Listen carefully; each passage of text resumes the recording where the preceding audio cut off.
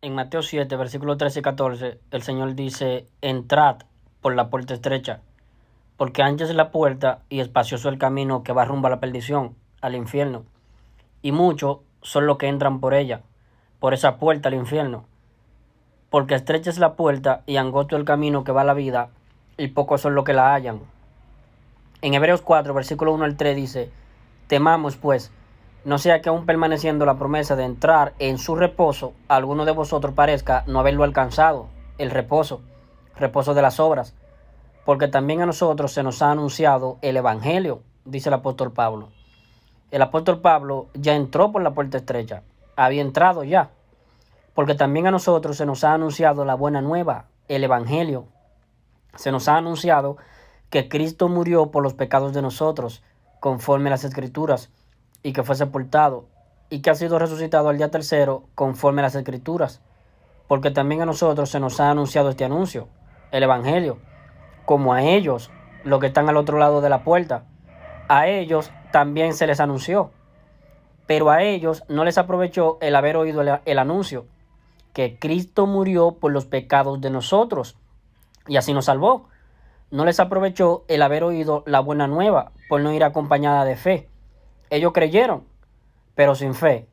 Son creyentes, creyentes católicos o evangélicos, cristianos creyentes, pero exentos de fe. A ellos no les aprovechó el haber oído la buena nueva, el evangelio, por no ir acompañado de fe en los que lo oyeron la buena nueva, en los que oyeron el evangelio. Lo oyeron y lo creyeron, pero sin fe. Lo creyeron. Son cristianos evangélicos, asisten a los cultos los días domingos y van y se congregan en sus congregaciones. Son creyentes, pero exentos de fe. Por lo tanto, exentos de haber sido suministrado el Espíritu Santo en ellos. Entonces, Gálatas 3:5. Aquel que os suministra el Espíritu y hace maravillas entre vosotros, ¿lo hace por las obras de la ley o por el oír con fe? Aquel que suministra el Espíritu, aquel que suministra por acción del bautismo al Espíritu Santo, es derramado el Espíritu Santo en el interior de vuestros cuerpos, para que vuestros cuerpos se conviertan en templo del Espíritu Santo, habitación del Espíritu Santo, el Espíritu de Cristo, para que Cristo more espiritualmente en el interior de vuestros cuerpos. Aquel que os suministra el Espíritu y hace maravillas entre vosotros, ¿lo hace por las obras de la ley o por el oír con fe? Por supuesto que lo hace por el oír con fe. En Gálatas capítulo 3, versículo 2, el apóstol Pablo dice, esto solo quiero saber de vosotros. ¿Recibisteis el Espíritu por las obras de la ley o por el oír con fe? Gálatas insensatos. ¿Recibisteis el Espíritu por las obras de la ley o por el oír con fe? ¿Tan necios sois? Habiendo comenzado por el Espíritu, ¿ahora vais a acabar por la carne? Entonces, de la única manera en que Dios suministra el Espíritu Santo, se ha sumergido Cristo en forma espiritual dentro, para que habite espiritualmente Cristo en nosotros. De la única manera es que la persona oiga el Evangelio único, no hay otro, el de Pablo. Lo oiga el Evangelio y lo crea con fe. Si oye el Evangelio y lo cree, pero no con fe, entonces no es suministrado Cristo. No está morando Cristo dentro. A pesar de que la persona pueda ser creyente, evangélico o católico, el católico ir a misa o el creyente evangélico ir a las congregaciones evangélicas, bautista, luterana, anglicana, pentecostal, asamblea de Dios, centros bíblicos, hermano libre, no importa qué tipo de denominación cristiana evangélica sea, si no tiene la persona el Espíritu de Cristo morando dentro de él, no es de Cristo la persona. En Romanos 8:9, al final del versículo 9, advierte el apóstol Pablo, si es que el Espíritu de Dios vive, mora en vosotros, y si alguno que es cristiano, profesante de Cristo, y si alguno no tiene el Espíritu de Cristo, no es de él. Entonces la persona tiene que oír el Evangelio, tiene que oírlo. El Evangelio dice que Cristo murió por los pecados de nosotros, conforme a las Escrituras, y que fue sepultado, y que ha sido resucitado al día tercero, conforme a las Escrituras. Primera de Corintios 15, versículos 3 y 4. Este y no otro es el Evangelio. Este anuncio que dice que Cristo murió por los pecados de nosotros.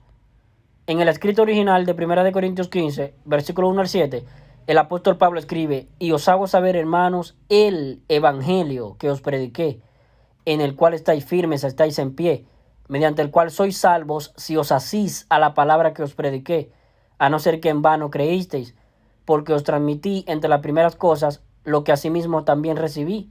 Aquí viene el anuncio. Estas son las buenas noticias.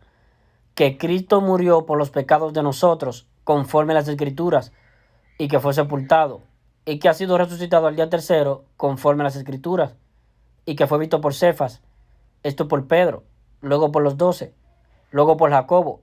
Después pues, fue visto por más de 500 hermanos de una vez, de los cuales muchos aún viven y otros ya duermen, en los tiempos que el apóstol Pablo estaba escribiendo la carta, por supuesto. Y al final, como un abortivo, se me apareció a mí. Entonces, el anuncio es el Evangelio.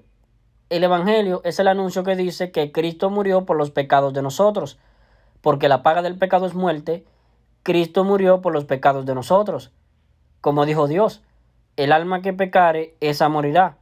Mas Cristo murió por los pecados de nosotros. Romanos 6:23, porque la paga del pecado es muerte, mas la dádiva de Dios es vida eterna en Cristo Jesús Señor nuestro. Porque la paga del pecado es muerte, mas Cristo murió por ti, en vez de ti, en lugar de ti, por los pecados de ti, por tus pecados, que los cargó Él, para Él pagarlos en vez de ti. ¿Cómo se pagan los pecados? Con la muerte. Cristo murió por los pecados de nosotros y así nos salvó. De nosotros tener que ser condenados a la muerte y morir por los pecados de nosotros. Ya nosotros no tenemos que morir por los pecados de nosotros. Aquel que murió en vez de nosotros por los pecados de nosotros fue Cristo. Nos salvó. Así nos salvó. Esto es evangelio. El anuncio de lo que hizo Cristo para podernos salvar. ¿Qué es lo que tuvo que hacer Cristo para podernos salvar? Morir por los pecados de nosotros. Y así pagó en vez de nosotros por los pecados de nosotros. Con la muerte de Cristo. Cristo murió en vez de nosotros por los pecados de nosotros. Evangelio. El que tú estás oyendo ahora. Evangelio. No hay otro.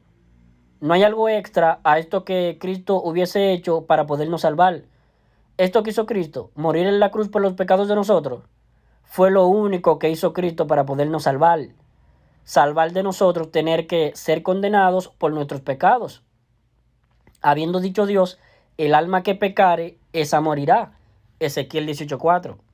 Cristo en vez de ti, en vez de mí, representándote a ti, tomando el lugar de ti, como si tú estuvieras siendo condenado, pero en vez de ti, Cristo por los pecados de ti, porque los pecados tuyos los asumió Cristo, como si Cristo los hubiese cometido.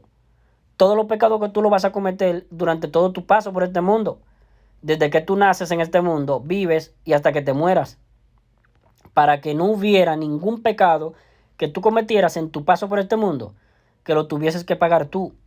Entonces Cristo a ti te salvó de ir al infierno, de ir al juicio ante el gran trono blanco y de ir al lago de fuego. Nos salvó, no por obra de justicia que nosotros hubiéramos hecho, sino por su misericordia. Tito 3:5.